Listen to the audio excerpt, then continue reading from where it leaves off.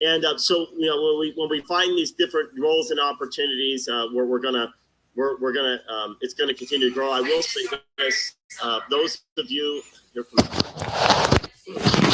some of you guys are part of Silveris, and some of you guys were on the call last Saturday. You probably could attest to this. I think we had amazing response for courses and portals. I shared that with the Silveris community, so that they could use courses and portals as a way to build their business. And there were people already in it that want to get courses and portals for themselves. It was great. So there's clearly a huge opportunity there for the courses and portal concept. And one of the things that we're going to start testing out, I mentioned to you guys, is having the on-living residents do outbound marketing for courses and portals. I want to be careful not to say, I don't want them to have to sell. Remember, we've got the video. I just want them to do outbound marketing, connect businesses and organizations in with the free training, help them understand what courses and portals are, and that's going to help create the income to fill a lot of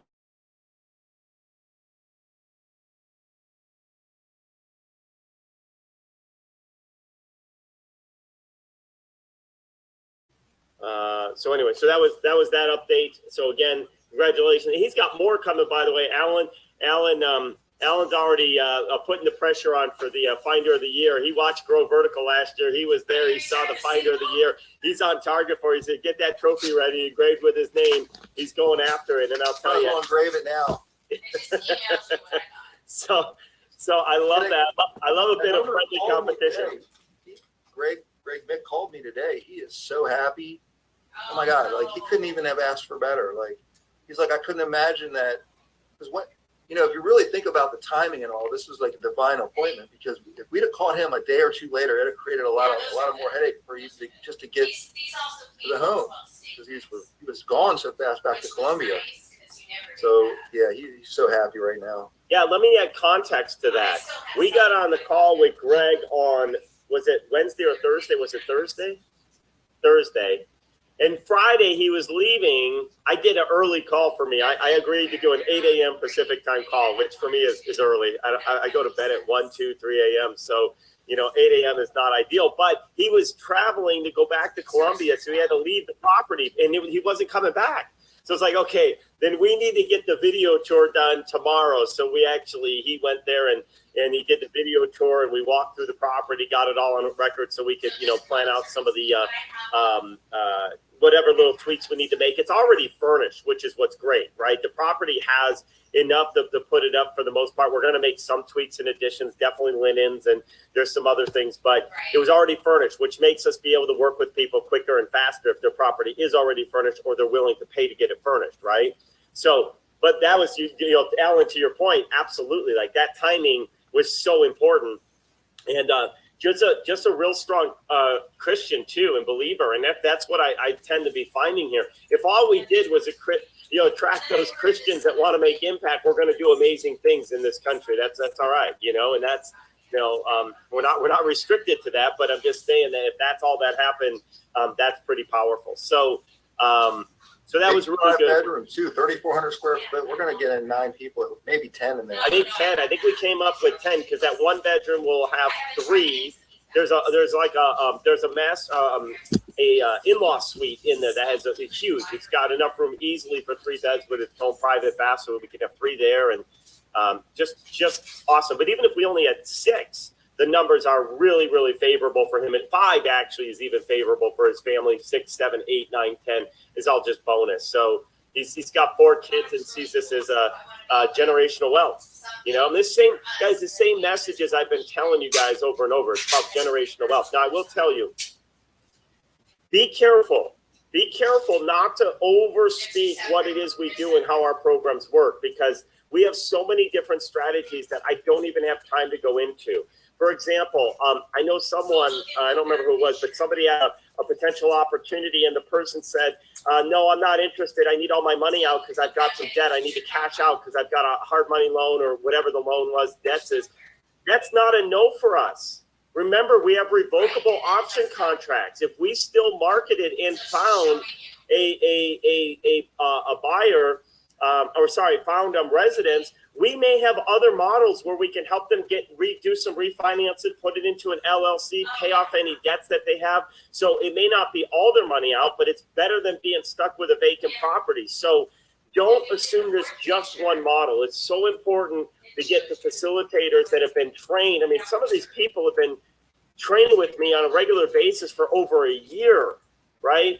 And I'm probably don't even fully understand everything that I share on those, but know that there's more, right? That, hey, there's something along these lines and these creative things that we do and blah, blah, blah. So don't let your past experiences in real estate or lack of experience in real estate think that it's just the one thing that gets presented on these coaching calls. I just try not to overwhelm everybody. Remember, Joe did a great job a while back explaining, hey, remember he had a property out in Chicago, and he said, look, and they said, oh, we've done seller financing and all this stuff before. And he said, get on the phone with my partner. He's a creative genius. He's going to help you come up with some amazing strategies. And now they want to partner with us.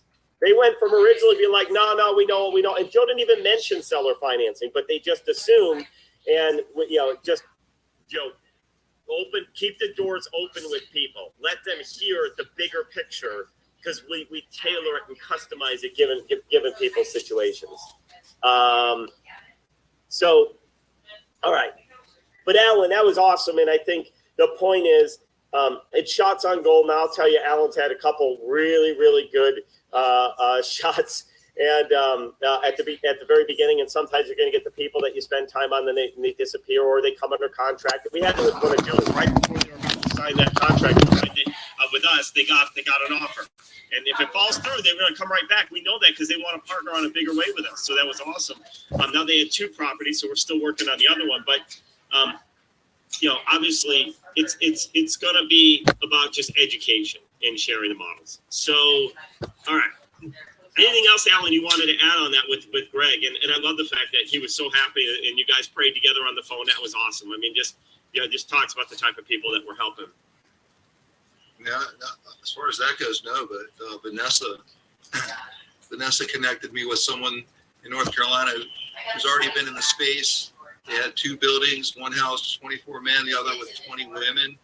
Older woman, she doesn't want to deal with it anymore. So that's what we're going to talk about next opportunity I get with you.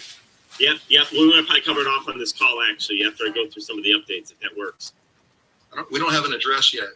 Oh, we don't have an address. All right, well, then we'll circle back. Vanessa can get that. Yeah. 2 addresses. Well, what I want to do is I'll talk broadly with the group. So I definitely want to cover that off before we leave today. So that was up. Reminder for anybody. Oh, and Barb, I saw your email. I didn't even get to respond to you. I just said I'm going to do it on this call. Barb had a couple great questions regarding Beyond Living, and here's what I was thinking of doing. I'm going to create like a Beyond Living 101 extra little session, and anybody that's want to focus and understand some of the things about Beyond Living, I'm going to ask that you guys email me any questions you have about Beyond Living. She already sent some, and then I'll cover those off as part of a special Beyond Living session. And I might do that if there's enough people that would. Well, let me ask this here: how many of you guys would like give me a high five? Or wait, hang on, no, don't do that because I might get confused later. Give me put the letter BL abbreviation Beyond Living in the chat box if you would be interested in a Beyond Living kind of one-on-one. I'm not sorry, deep dive, like a Q&A. Like bring your questions, ask how this works, how that works, go through it, because maybe I'll just do that as one of our coaching calls and make that the topic if there's enough people, and then it'll be saved. And yeah, I love this. So what I'm going to ask people to do, it looks like almost everybody. If you have questions about Beyond Living, where, anything, where do we focus on it? What if I have this? How do I present to people? Email those to me. Everyone, here's my direct email. Hang on, let me put it in the chat box.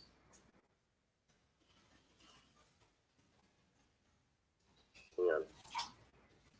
FYI, if you email all the emails that typically come out, if it says Keith Aichele -NextGen REI, those all get responded back to the support team. They don't go to me directly. So if you're trying to reach me directly, make sure you have my direct email. Don't email me, though, for the things like I can't log into my account and blah, blah, blah. The support teams can help you with all that, okay? Make sure you're emailing me with, and property question specific, you should just put in the accelerator, because when you flag it, that emails me too, and I keep it organized. And then I can go into a special email folder. I can go into accelerator, and I can filter all those out. If you just email me a random property and say, hey, help me understand this one, the odds are it will get lost. I about guarantee you, if you email me something like that, that property is going to be gone. If I can't get to it that same day, it's on page 2 or 3, and I'm never getting to it, okay? So accelerator is a better place to email me property opportunity. But did I hit enter yet with my email?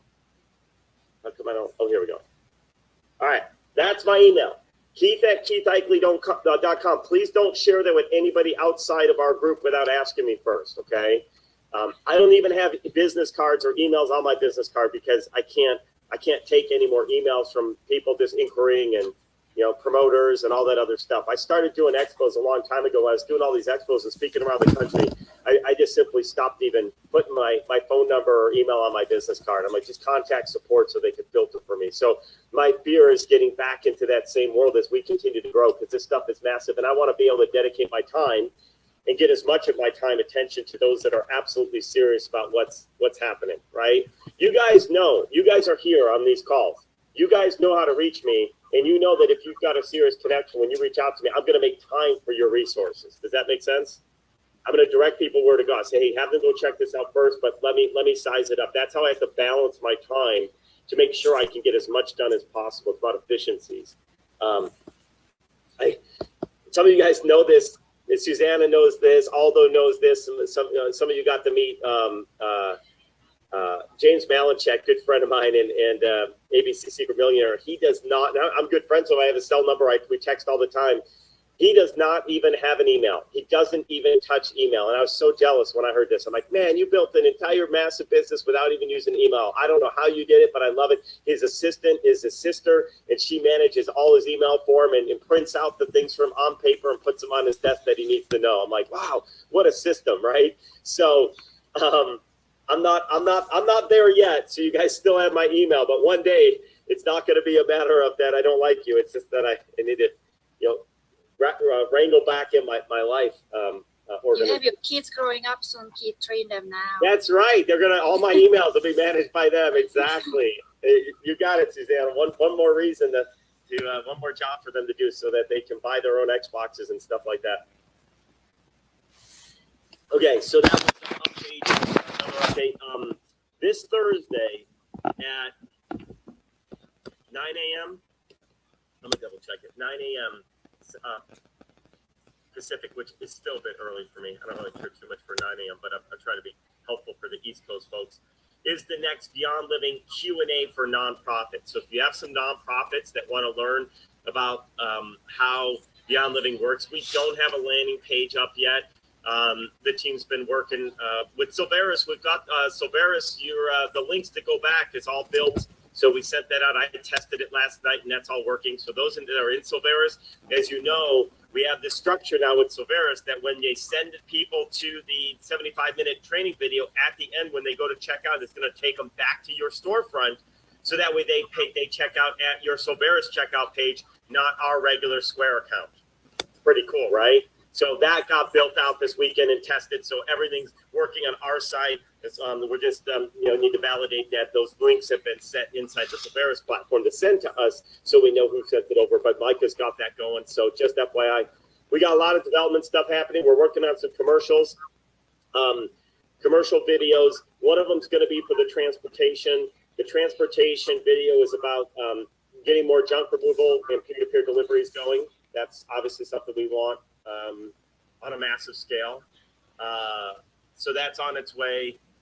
I'm going to try to be even more restrictive on my time this week, because all the marketing stuff I planned for last week didn't happen, or most of it didn't, because we had to work on Silveris stuff, and I wanted to help Alan close his opportunities, and had great conversations with New York, with Denise and Alex, which was well worthwhile, because we're going to get that going. So it may be till next week before I can do many things, and even that is going to be a little bit of a shortened week. But let me see what else I had, and then we'll talk about properties that you guys have. So I think for updates, that Susanna's got an awesome property that I actually just went and visited yesterday. I was down in Henderson and I stopped by, and she had this individual who has moved to California and put his townhouse into Beyond Living, and what a great property. I spent a little bit of time rereading and re-researching the Henderson, Nevada. So the Vegas folks, those guys that are out here, the Henderson's short-term rental rules, because obviously I didn't think we could do short-term rental anyway because the HOA. We still need to get that HOA, but I was just rereading it, and along that lines, we had somebody, and Alan, you remember we were on the call with Whitney, who wasn't clear about our. We had discrepancies in how we do our licensing with our members. And by the way, I actually spent some time this weekend researching, and I found the state statutes in Arizona. I found the case law in Maryland and everything else. Students or not, you can license your property, right? It's not just a student thing. And there's actually another out on all of this is employees. If we have to, employees can actually get housing from their corporation. And when you get your housing provided by your corporation, it's based on the assumption that you remain an employee of the company, and you actually sign a license, and therefore it changes the rules and the regulations in which how it kind of shifts the landlord-tenant laws, just like a student in a dorm. Same thing. If you're no longer a student, you no longer get your license to be able to live inside there. And then I took it a step further because I started looking at some of the ways some of the rules are written in some of the cities about the housing and so forth. And the way we're probably going to position our homes is that these are homes for staff housing. Listen to this, staff housing that when available, our members, Beyond Living program members, can actually utilize at no cost, because that's how we do it. We don't charge for the rooms. And I did that intentionally from day one, because it can't be considered transient housing and subject to any taxes or anything if they're not actually paying for the room. They're paying for the Beyond Living educational program and vocational training program. They're paying for the vocational training. That's what they're paying for. The housing is a bonus. And by the way, that's true. If we don't have houses available and somebody has a place to live, they can get into Beyond Living and do the program from wherever they're at. So I'm going to make it up. I see Deborah on my screen. Deborah, let's say your nephew is living with you in your home, right? And he's looking for a job and looking for a way to restart, right? He can get into Beyond Living and work the opportunities that we create with courses and portals and our transportation and go through our education program and everything else. But his program fee is going to be exactly the same. And it's paid for by the work that he does. So notice what we did there. If somebody who's not part of living in our homes pays the same fee as somebody who is living in our homes, there is no exchange of money for the housing. Is everyone getting this? It's not rent. They're not renting the property. This is not transient housing. This is the same as if, Deborah, your cousin comes in from out of town and wants to stay with you, right? And she says, "Hey, Deborah, I'm coming into town." You're like, "Hey, I got an extra room. Come stay." That does not put you in the short-term rental category, does it? No, as long as you're not taking a fee, right? You're not paying taxes on it. You're not subject to the number of people in a house type limitation. My brother, they're a family of 7. Anyone else have a big family and ever have them come stay with you?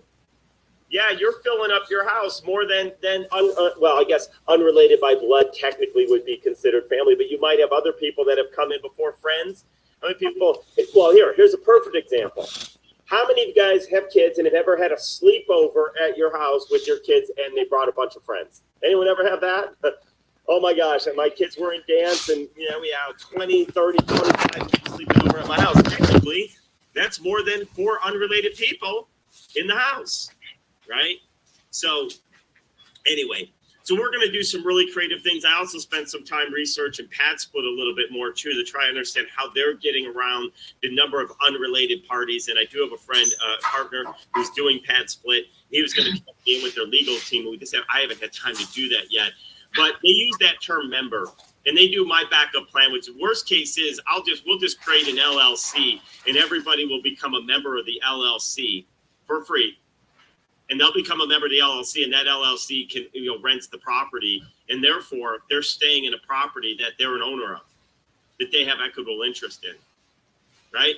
Yeah, Alan, you and I have a property together. No one can tell us that we can't stay there. It's our property. It's our property. So anyway, so we've got lots of ways. I'm just careful and aware of this. And this is what I love. I mentioned this on Friday. Denise, when we met with Alex, he was talking about you guys all heard that ridiculous ordinance that the kids can't sleep in these youth centers anymore, and every other organization complied, but Alex refused to. I'm not following the ordinance, right? And the ordinance makes no sense from a humanity standpoint, right? It makes no sense. The reality is, people, if they don't agree for whatever silly reason, they're going to try to find a way to have you not do what you're doing. Right? Whether it's short-term rental, whether it's helping the needy, whether it's whatever. If I have to become a church, I'll become a church. I looked that up this weekend too. I found there was one church that was fined $12,000 for letting homeless people sleep in their church. This is out in Maryland, I think it was. I saved that article. Right? I mean, this is the chaos that happens. So we'll figure out our way. We'll get enough people behind the mission of doing good out there. The people that come with a godly nature behind them, we'll get support behind us to stop this nonsense of rules that basically are not helping people. So, one last comment I thought I was just thinking about the short-term rental. Suzanne, I don't know if you know this or any other Vegas folks, check this out. I didn't realize this when I first read the Henderson laws, although they made some updates again in February of this year, and then at the end of 2020, Still recording. also did some updates. The last time I had seen those rules were probably pre-COVID, but I'm not 100% sure for the short-term rental laws in Henderson. But Henderson has that if they have a 24-hour hotline, and if somebody calls in on the hotline, and you don't respond and get it resolved within 30 minutes, you need to prove that you reached out to the guest within 30 minutes. And then you have to have your local on-site contact out to the property within another 30 minutes. So within 1 hour, you've got to resolve some type of compliance. And I'm thinking, okay, I get it. They want to try to protect the noise and everything else. But why does that noise problem only apply to short-term rentals?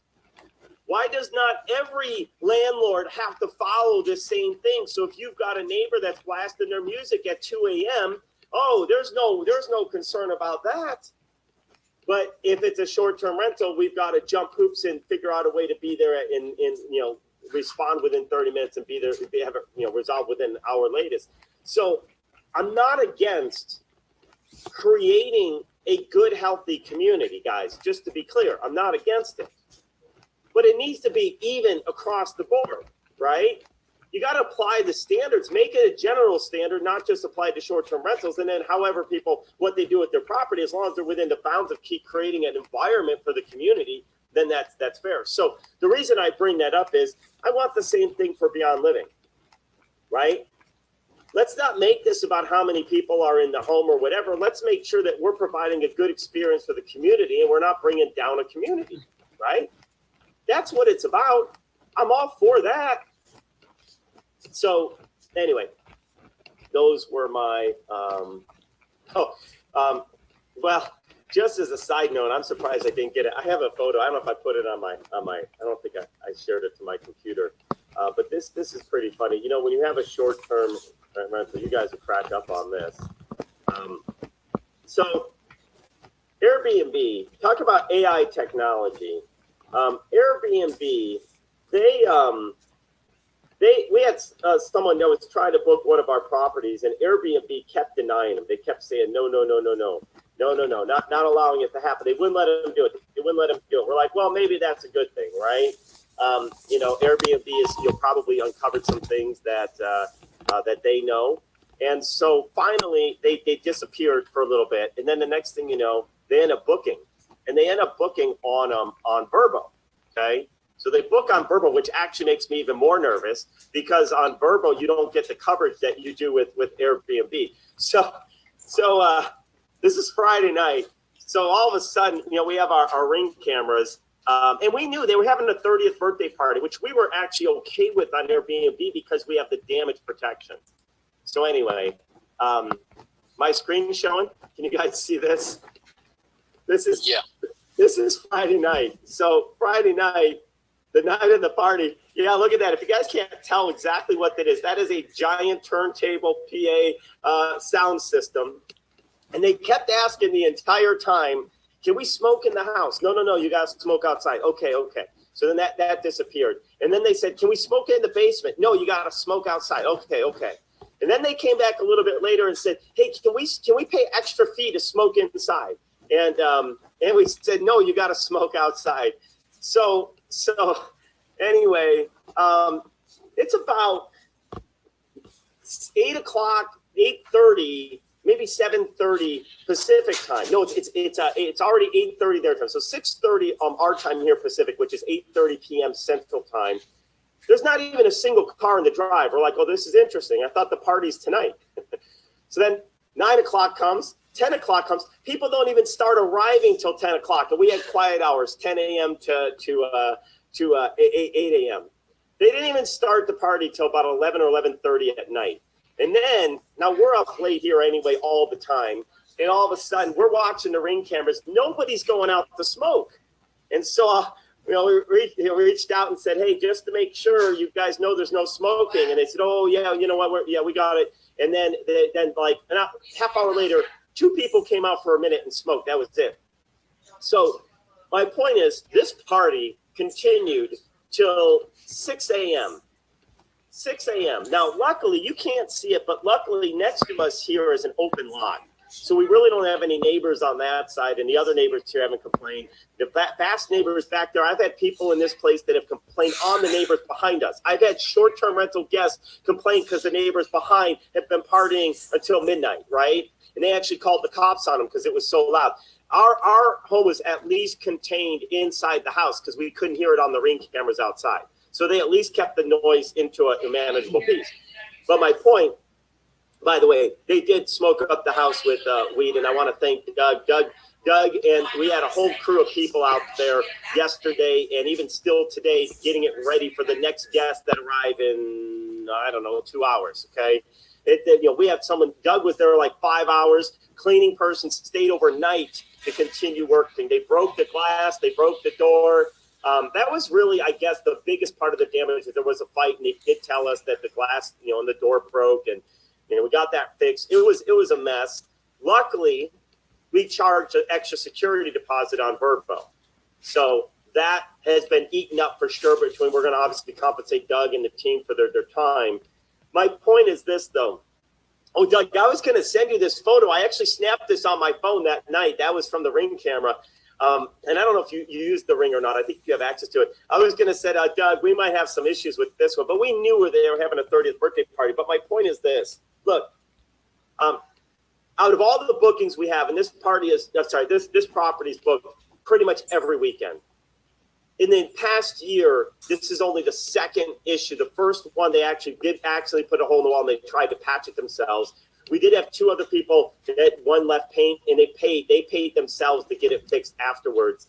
But it's gonna happen, right? It's gonna happen. And I agree, as short-term rental hosts, we need to protect the community and if there's complaints, solve that. But it's like like I said, maybe one, we never had a noise complaint.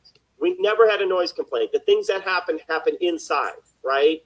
So not even 1 out of 52. And there's weekday bookings too. I'm just going to count the weekends because nobody really holds big parties on the weekdays, right? Not even 1 out of 52 did we have a noise complaint. We did it. 2 out of 52 actually had damage. So what is that? 4%. But all of it hopefully will be covered. Well, so far all of it was covered by either security deposit or this one. We're going to have to give away some of the booking revenue just to compensate everybody. But it's a fraction. And it's one time out of the entire year. How many neighbors have a birthday party once a year or something, have a 40th birthday party or have a graduation party, right? Because kids are graduating and things get louder outside and the street gets filled with cars and this and that. It happens. So anyway, my point in all of this is just to circle back to with Beyond Living, we don't want to create an environment where we even have to deal with issues like this, right? We want our homes to be well maintained, in control. Neighbors, they don't have to love us, but they don't hate us. They're not banning us without even knowing. Like they're basically stigmatizing and discriminating against all short-term rentals, right? I mean, the reality is we've had people stay there for funerals, coming in for weddings, coming in for graduations, coming in for kids' hockey games. Like, why discriminate against all those people? Because you do get a few bad apples in the bunch. Now, this guy actually, in Doug will test this, we watched them taking bags and bags of trash out back. Like they, relatively speaking, they actually put some good effort in to try to clean up all the garbage. They didn't put it in the right spot. And I think, we had to move it all, but whatever. But they did some, they could have left the whole place just trashed, and they didn't, right? They just figured, oh, no one of the weed smell will go away, and it truly was an accident with the fight that they had by the glass door. Whatever, kids can throw a ball through a window too, right? Anything can happen. So I'm gonna get off that now. But anyway, I thought it was just so interesting. We knew we were up for an interesting weekend when the party didn't start till 11 p.m. Anyway. Hey, Keith. Yes. Have you heard anything about Airbnb not paying their people? I have a friend up in Michigan, and she does short-term rentals in a vacation area, and she hasn't gotten paid in months and months on any of them. Wow, I don't know about any of them. We've had probably 5 claims on Airbnb. Now, we run a lot of properties, Rick, so keep it in perspective. We've had about 5 claims in the last probably 3 months, 4 months, and all have been paid. One is still under review. It's been in the review for like a month now. We don't know why that one. And that one was actually a party, right? That was actually, we could tell they had glasses and everything else, and it was kind of disgusting. But we had other ones where we can't prove who did it, but one of the toilets backed up, right? And the sewage came up through the shower and got all over the floor, and we had to get carpet cleaners out there and all this other stuff. We got reimbursed $1,100 for all the repairs of that. And quite honestly, we didn't think that one, Rick, was even going to get approved, because how do you prove that it wasn't the previous guest or the guest before that put stuff down the toilet that finally caused the issue, right? We've had chairs break. We've had, things like that. And we've been paid, although I think generally speaking, you've had pretty good success too. Michael mentioned not getting paid. And although said, no, you just got to do this and you filed this claim. But, and I'll let Aldo chime in a second, but it's funny you say that, Rick. When these people first booked and they got on Verbo, we started getting nervous because Airbnb blocked them. Even when they tried like his daughter's account and this and that. So Airbnb pretty much knew that this was risk of party. But we've had other people that they've blocked that have come in that have been just fine. A lot of times they'll block if you're local. If you're local and you book another property, they're going to assume that you are booking for a party, or that's part of their algorithm, right? Brand new profile. You live in the area and you're booking another place. Yeah, chances are you might be having a party, right? I'm looking into a couple different insurance things. One is Proper, and I know, Carla, you looked at Proper, and they wouldn't cover your properties in Denver, right, because they're a bigger piece. We're also reaching out to a company called Safely. So I don't know if you've heard of Safely before, but Safely they actually are supplemental to your existing landlord policy, right? And so they'll actually, they apparently blow the socks out of the water of Airbnb's coverage and all that other stuff, so they claim. So does Proper. So we're investigating those, because the thing I don't like about Verbo is that they don't really have any damage protection other than they offer you can have your guests have to do like a $59, you get different plans for like a damage protection. And I read that, guys. I read that policy. You know what it says? It says, as long as it's unintentional. Okay, so now we get into debate.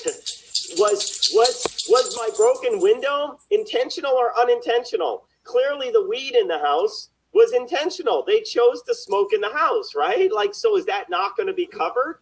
So anyway, it's like, guys, don't take this. Some of you guys sell insurance. Don't take this a wrong way. But I don't trust any insurance. I don't. They're so good at collecting, and they're awful to pay out. Carla knows this, unfortunately, with her house down in Florida that got hit by the hurricane, right? Like, 40 years of paying insurance, never with a claim. All of a sudden, hurricane comes, and they don't want to cover, right? Yep. Yeah, that was most of it. I think it was more flood. Yeah, it was flood damage. Like I said, the adjuster knew how to play the game, and flood was here, and wind damage for hurricane was above. So that they worked with us. So we did get a nice check, but it wasn't everything. It wasn't everything. So Bill Foley, who owns Fidelity National Title, they got all this title stuff and things they won't do, insurance in general, but he's spending billions on sports teams, right?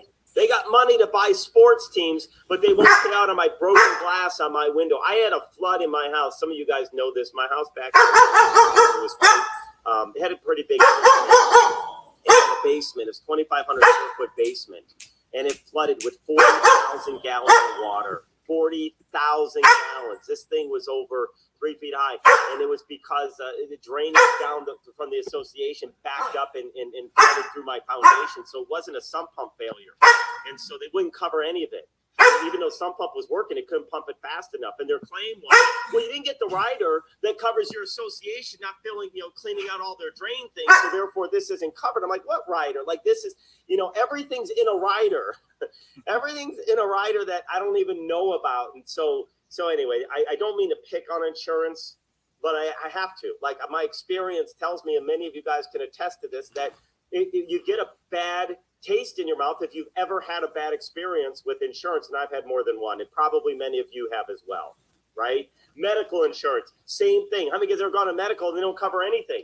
You show up and they're like, no, that's not covered. They got a reason why that's not. Oh, yeah, Lorena had this too. Lorena just went through this. You bought this house, right? And you went to Allstate, and had you done something different at the beginning, I think Lorena's, because the process and the way she went about it, now it wasn't covered. So there's so many loopholes. Like, that's who I want as my attorney. I want who's ever writing the insurance policies. I want them as my attorney because they got all the loopholes, right? So I don't have an answer as to why and what the rhyme and reason is, Rick, for Airbnb and your friend in Michigan. I will tell you, I know people that have gotten their claims to line. I've read things online where Airbnb, but my personal experience somehow has generally been pretty decent with Airbnb. But I'm still looking at safely because, it just takes one big item, and all of a sudden it may be worth it. You just have to add it up. So what she was saying is, it's not really the rental. It's not that end down here. It's Airbnb up here that they're having problems, and they're behind on a lot of payments to people. Well, keep this in mind. Yeah, good point. Airbnb last year was the first year they were ever profitable. Did you read that? Did you see that? It was their first year. So yeah, if they're looking figure, and they got this part of the reason people go to Verbal because it's cheaper. Because it's probably cheaper because Airbnb's building in the insurance piece of it, right? So if they're getting lots of claims, Rick, that's sucking away their revenues that they didn't plan on, and so they're trying to figure out how do they not pay it. So it's. And I'll tell you this, a lot of people have bad experience with home warranties, but we've been pretty fortunate with our home warranties. So we do them. And by the way, I don't know if it's the sale's still on. We bought a bunch of home warranties about a week ago. We got them for half price. We picked up our home warranties at AHS for $20 to $25 a piece. Shoot, we added home warranties on the properties that we weren't even going to home warranty because it wasn't worth it because there wasn't enough in there to warranty. And there's no, like, we have properties with no air conditioner. There's no heat because they use radiant heat or whatever. And they have, you buy the little ones from the store. But for $20, we're like, let's get it and then decide later if we want to keep it. So we've had good success. We really have. You're talking about American Home Shield? Yep, American Home Shield. Well, we have, they're our primary, because we have like a corporate account with them, but sometimes owners have their own. We have Old Republic as well. Well, I've had both. Old Republic pays better. You have to fight for American Home Shield, but you can win. I haven't had to fight that much. It hasn't been our experience. I mean, we had multiple air conditioners last year. We had multiple refrigerators. We had hot water heaters, all of it replaced. There was one item that we recently had to do, and it was because something was missing, but it only cost me $190. they covered part of it, but not another part. But actually, there was some validity to the reasoning when you read it, because it wasn't installed properly. If you have something that's not installed properly to begin with, then they won't cover it because it didn't break. It was just not put together properly, right? So I kind of see that, because what they don't want people doing is this. All of a sudden Rick says, oh, I'm a handyman. I'm going to go put together my own plumbing again. I'm going to replace this sink out. I'll just do it like this and blah, blah, blah. And then all of a sudden the thing starts leaking and causes a flood. Well, Rick, it's because you did it yourself. You're not a plumber, right? Doug, you know this. We had somebody not licensed that did our Superior plumbing, Doug May. I think he's still out there. And oh my gosh, he was one of the renovators, and he did all the plumbing. And all of a sudden, undo the thing when they were washing the dishes, and the entire floor flooded. We got a real plumber out there. He sent us pictures of how the plumbing's supposed to be and how the guy did it all backwards. The whole thing was backwards. So yes, when it doesn't work like that, you've got to be responsible as a homeowner to get quality people and licensed people in to do your work. So I kind of get it. So I've been a little bit there, Carol. But fortunately, it's been good enough for us that we continue to use them at a corporate. I'm not saying they're the best. Well, I still use them. I wouldn't be without them, but Yeah. I did catch them in fraud, and I went back to the dispatch because I had a second opinion come out, and I saw where the first person had lied. So then the second person just copied the first one's lie, and I caught them in it, and I made them go out there again. Yeah, no, and you know what? We actually, you're a good point, Carol. So we did have a different one where there was a refrigerator and the ice maker broke, and it was getting stuck with water. But it broke because they were trying to actually stop it from continuing the flow. So in trying to get it to stop, they broke the piece. So then they claimed, well, you broke it. When you physically break something and it's not, based on normal wear and tear, then they don't cover it. But then the issue becomes, which came first, the chicken or the egg? When it stopped working because of something else, it broke in trying to fix the problem that already existed. But, well, you guys know this, probably some of you guys know my story with our Mazda that we had. We've given up on it now. We're walking away with just a small amount of cash. We lost $8,000 on our Mazda. We got the extended warranty and all that other stuff on the vehicle, and the engine went out, and they can't find an engine. And then they're claiming that it's not under warranty because, well, they can't. They have to diagnose it first for $2,400 to diagnose to prove whether or not it's covered. And if it's not covered, then you got to pay for the entire engine replacement yourself. But if it is covered and it was in fact due to an actual fault, then they'll cover it. It's like, well, so I got to invest $2,400 to then have to buy a whole new engine. If it's wrong, that's another $2,400. I'm out. So we just said, forget it. To each their own, but I'll probably never buy another car warranty extended again because, I just saved my $1,000 and put it in my pool fund for my this sucks fund. That's what I call it. That sucks. It's the way it goes. You pull out that sucks fund. You pull it out there and So if they want the $2,400 up front to diagnose it, because I got an issue with a car back in Ohio, they don't apply it to the $2,400 after they diagnose and you do need it? Or no. If they diagnose and find that the issue was because the engine was actually something that was covered under warranty, not fault of our own, then they'll actually cover that diagnosis at $2,400, right? Okay. They apply it to the amount. But if they come back and say, "Oh no, this is because here's what happened. Something happened, and they said that you drove it too long." Well, the car died. The car physically died. You were in the middle of driving, and so you should have stopped driving it. Well, you didn't have the opportunity to stop driving it because it went out, right? Mm-hmm. So this is the unknown. This is the gamble, right? I'd rather take $2,400 and walk up the street and put it on black. I'm exactly. running. So that's a very biased diagnosis too. Right, right. They could be like, "Oh yeah, it was our problem," but then tell you something different. Right? How do I know? I am not an expert, man. I could go. This is what I love. The mechanic I have. I actually went in and thought I went in to tell him I need my transmission replaced because it's slipping, and he came back and said, "No, I wanted to change all the transmission fluid and everything else because I hadn't done it right, and I felt like my transmission was slipping." He said, "No," he said, "I'm not going to change your transmission fluid because here's why. If I change it at this point, it's gonna create more issues, and you're going to end up having to replace your transmission. And I don't want to do that. Most other people would replace. I'm like, this is the guy I like. He could have changed out my transmission, which is the fluid I brought it in for, charged me the $140, and then he'd know I'd be coming back 3 months, 6 months later saying I need a new transmission. This guy is unbelievable here. And he's done that for me multiple times. I'm like, look, I think this is wrong. And I said, hey, this isn't working. He's like, I wouldn't fix that. And here's why. And love it. Like honest people. And he gets all my business now. And I trust him.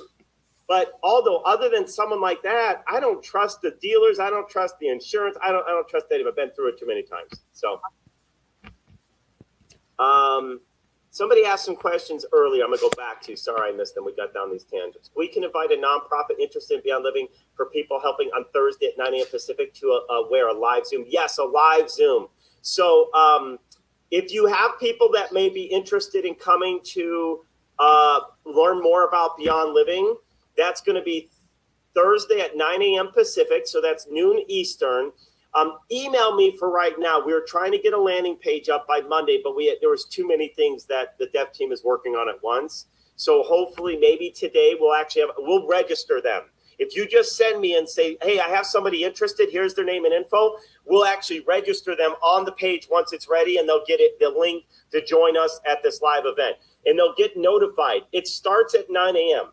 If nobody shows up by 9:05 or 9:10, I'm gone. I'm out. I got plenty of things to get done. Is that clear? But I will stay on until all questions are answered.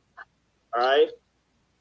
Because that 2 hours to work with nonprofits is incredibly important to me. It's like the most important thing for me to do right now, and my mission from God is to build those relationships. But if no one shows up, then I'm going to work on other things that are going to build relationships, right? So I'm going to use that time differently, but I've got to be using it effectively. So that is Thursday at 9.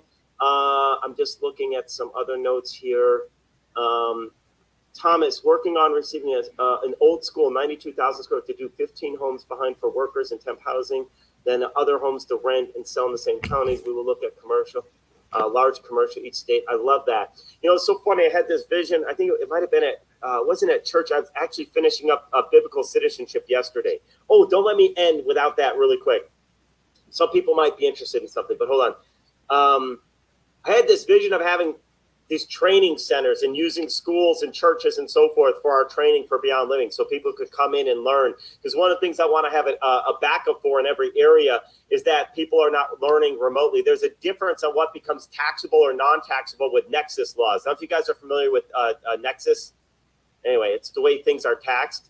Education virtually can be considered tax versus physically. So if you have a physical option, like you don't pay tax on when you go to school at college, but now they're starting to tax if it's online pre-done education. They're starting to tax that based on each state. I got a whole chart of all the states. So anyway, so that's interesting. That was Deborah's. This is helpful to know the difference. Don't know what that was too. Carol Sue, my comment above is funny now, even meeting happens. Really sounds like could do short-term housing in Myrtle Beach. That would be good. Is there a Beyond Living link to share with nonprofits? Michael, there's an entire Beyond Living quick share app. If you go to beyondliving.org, on the very top, there's a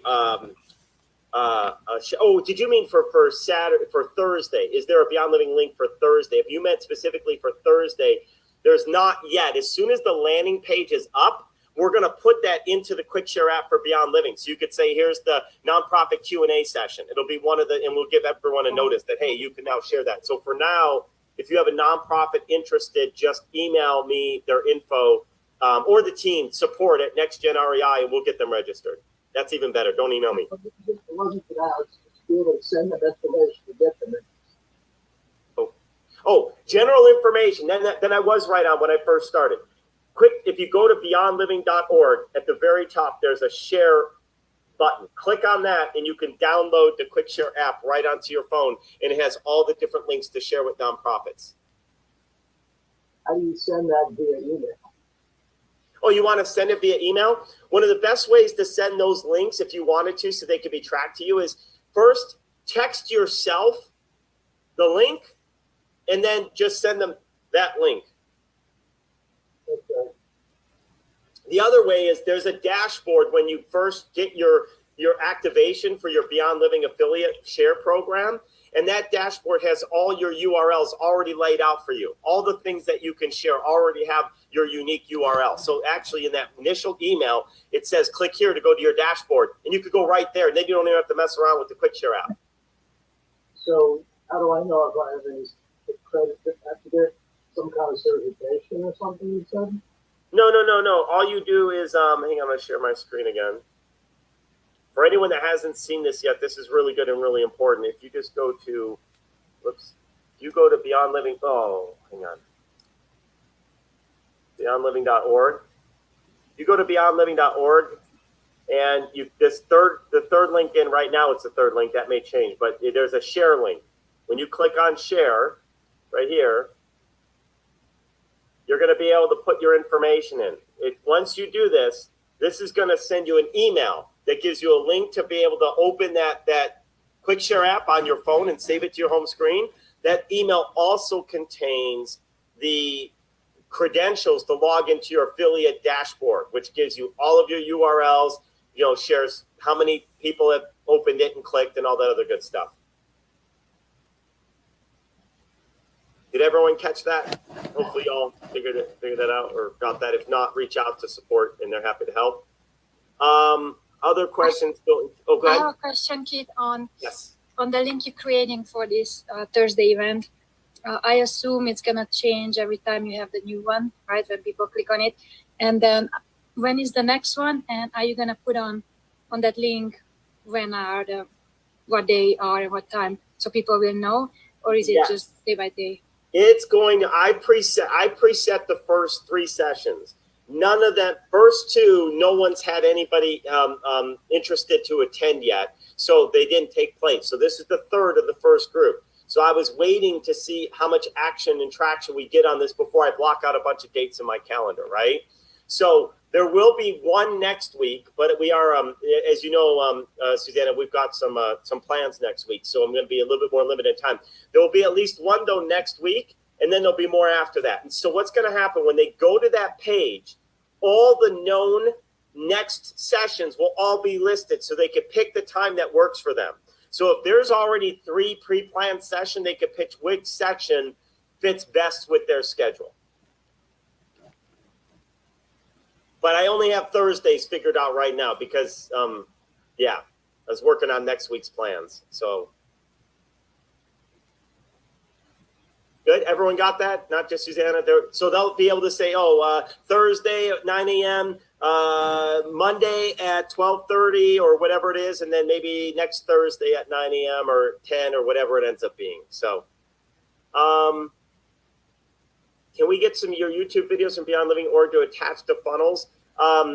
So the videos, you mean because, well, you can embed them right on your page from YouTube. That's one way to do it. If you're looking for the raw videos, maybe not, because I might want to change them. Let me think through that first. So let me understand what you're trying to do with your funnels. I just want to know where they're at, because if I need to update them, what I want to be careful of is that videos that are no longer applicable are out there on funnels that I don't know about, and then I can't control them. So I'd rather, for right now, you just embed. And if you didn't want to embed the YouTube, I could potentially get you the Vimeo version. So that way it's a little more, doesn't have all the YouTube around it. But the YouTube's good as well because it has links to the other videos so people could just get in a cycle and keep working. I like the YouTube. I'm just trying to think of different things that I could post. So when I post them and someone clicks on it, it's going to link to my funnel. Yeah. Not just for YouTube, for LinkedIn, for Facebook, for all the rest when I start doing that. I've been doing a lot of that already. I just need more content to put out there. Yeah. Because a lot of your YouTube stuff is great. It's phenomenal. So are you looking for more topics on Beyond Living or those specific ones? Yes. So Rick, we have more coming. That was my goal last week. And that's what I was saying. I tried to block off last week and this week to do a bunch of marketing to get you guys more stuff. For example, we've got a video specifically for organizations that work with substance recovery. right? So what do they do? And then we have another one coming out specifically for women of domestic violence and all these different things, so that you'll be able to have a whole arsenal of different topics that you could utilize. So yes, Exactly. as they come out, we'll make sure that you stay in tune with what's there. But what's nice is if they can all go to just one funnel. Well, we're working on that too, Rick, actually. We're actually going to do, it's very similar. Actually, let me show you what we're going to be doing. Share my screen. Oh, is it still already sharing? Okay, hang on. We're going to do something similar in concept to this. If you look at NextGen, we're going to have a page that's not with this yellow. The colors will be different. I just want to show you concept, Rick. I've got a main video about how to get even more for your home guarantee. So we're going to have a main video. Here's what Beyond Living is all about. We're helping and working organizations, blah, blah, blah, right?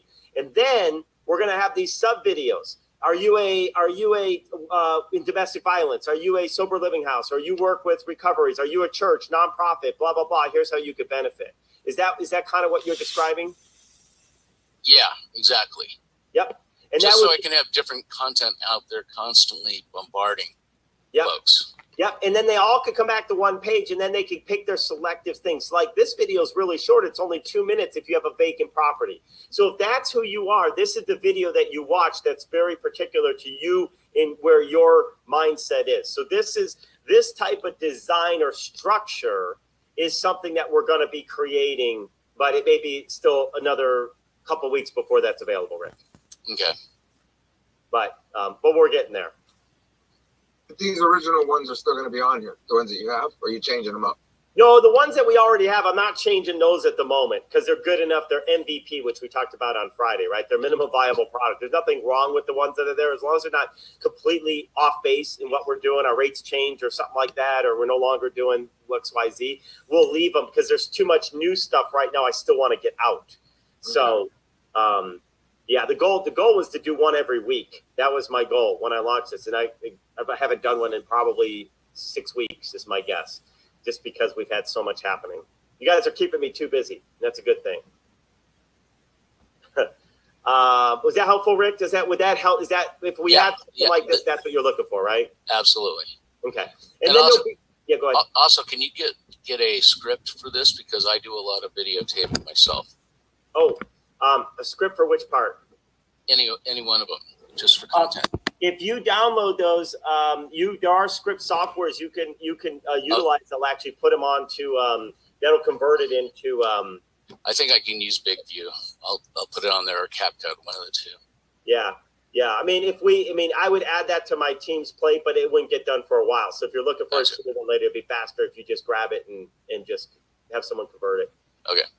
We do have software that we bought a long time ago that does it, but it still takes time for the team to download it, et cetera. And I want to get the page built is what I want them doing right now. It's getting more pages. Because while this is good to have a generic, and this will become kind of the one, if hey, here's all the ways we help. We're going to have very specific ones like we do for, again, kids aging out of foster care. Here's how we work with you. Here's some of the organizations. Here's why it's important. And that way they're all kind of grouped together.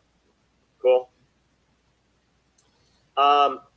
We lost a lot of people, so I might have to cover it again a little bit later. But I mentioned to folks, I had just finished a biblical citizenship course, which was amazing. And I'm going to be bringing that to our network for those that want to help us get the country back. So it's a little bit off topic from real estate and more about the fact that we've completely lost, God in the sense of the way our decision and our government's working and our people and the things that are happening in schools and so forth. And it was amazing. And the idea behind this is we've got to get people back understanding our Constitution and protecting our lives. And to me, this is important for my grandkids. This is, we are at risk. And Ronald Reagan, I think, said we're only one generation away from, at any time, from losing control of the country, right? So we absolutely don't want that to happen. There's a course, it's totally free, called Constitution Alive that one of our members, Howell, is actually putting on. And it's normally 10 weeks. He's going to condense that down to 6 weeks. So that way people don't have as much time in. And if anybody would be interested in something like that, I don't know if that one's going to be streamed yet or not. It's going to be here in Vegas. So if there's any Vegas folks that would like to learn that, let me know. I'll connect you in. But I do have a thought. This biblical citizenship was the most powerful class that I've taken in the longest time when it comes to understanding it, where we're at in our country and how to get it back. And I think it's going to be a great starting point for so many. If anybody has interest in learning that and going through, that was an 8-week class. It was worth every bit of my time going through it. It is amazing. I talked about maybe creating a Zoom version of that when he runs it again, so people could actually Zoom in. And my goal is I actually want to start bringing it into our Beyond Living homes. And I want to start getting this well spread throughout and having different people kind of creating their own little versions of this, where they get people inside their home and share what's happening. What is our foundation on? I mean, it's just insanity to me how far we've gotten. And I've been ignorant. I'll be honest. I'll admit it. I've been ignorant. We're indoctrinated into ignorance in this country. That's how our school system has actually built us up. Like, it's no one's fault. Because that's the public school system. Actually, this is really funny. I think I got some Californians out there. I think, Sam, you're in California, if I'm not mistaken. One of the gentlemen that was in this last session, he actually ran and got on the school board. And even as the superintendent of the school board or commissioner, school board commissioner, he's out there saying that the school system is messed up. How crazy is that? Like, he got there because he's not afraid to share his true principles. And, so anyway, if anybody would have an interest in that, you just let me know, and we'll work to try and create something so you guys can plug into it. We're going to run it live in Vegas again, and we'll Zoom it so people could actually come in from anywhere around the country. And then the hope is we get people behind it. Their goal of that organization is to get 10,000 people that actually want to get into office, that have gone through this idea of biblical citizenship and constitutional life understanding, how we get our country back. And I love that mission. And that starts by people being aware. So again, more to come on that. I'll do it as we have more Vegas folks on. Ironically, we only have a couple Vegas folks here this time. Normally we're filled with our Vegas. But anyway, anything else you guys have question wise? Otherwise we'll wrap this up. Just checking the notes here again. Social media and podcasts from our nonprofit partners, they get free marketing. Love that. Joe's interested in the biblical citizenship. There's also constitutional law. That one's not as big, other than the Constitution was actually founded on the principles of the Bible. By the way, the Bible is most quoted source in the Constitution. Most people don't know that. 34 times. Sorry, Carol Sue, go ahead. I see your hand up now.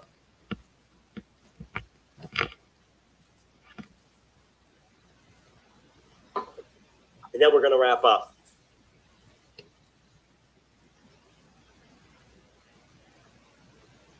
All right, she's not able to get herself unmuted. All right.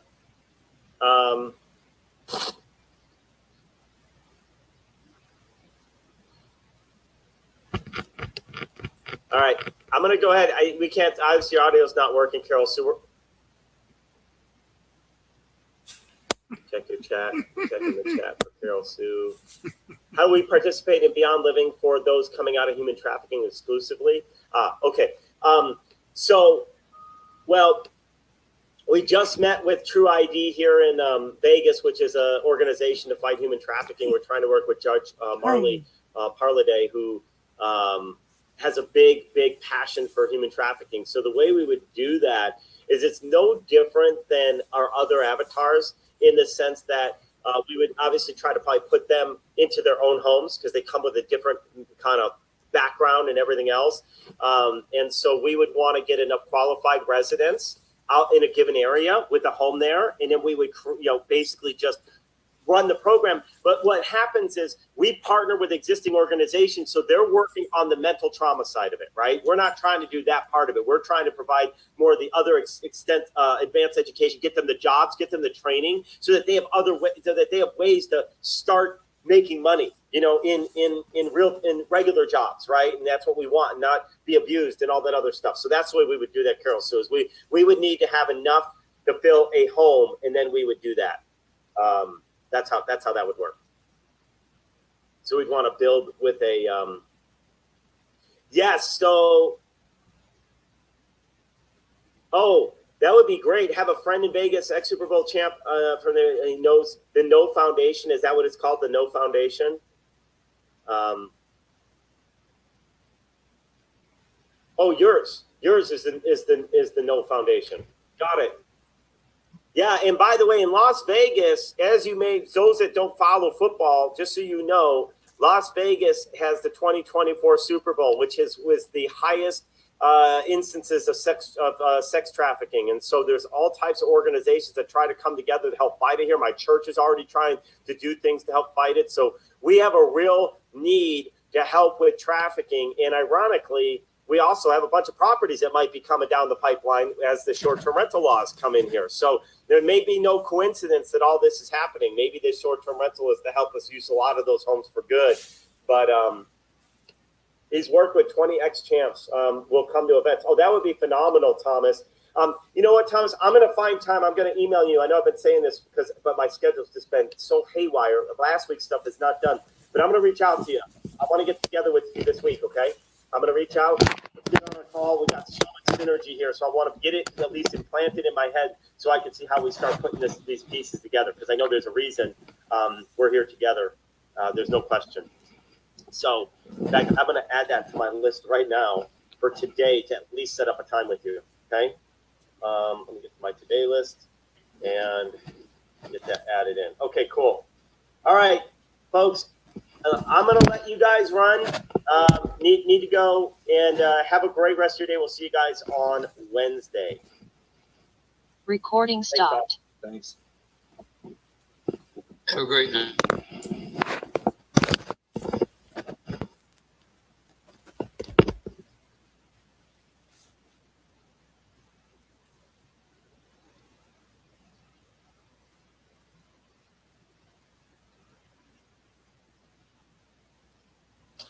Hey, how are you? Just wanted to end this session live. Go to altrealtysale.com. If you're a realtor out there, if you have a listing that is not selling and your seller is interested in making money off of that property through Beyond Living and through using that house for a positive purpose and helping people that are victims of trafficking or aging out of foster care, things like that.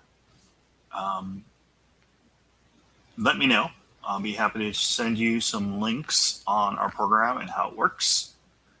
So, or reach out to me, 661-418 REAL 661-418-7325. Make it a great day, and we will talk to you soon. Bye for now.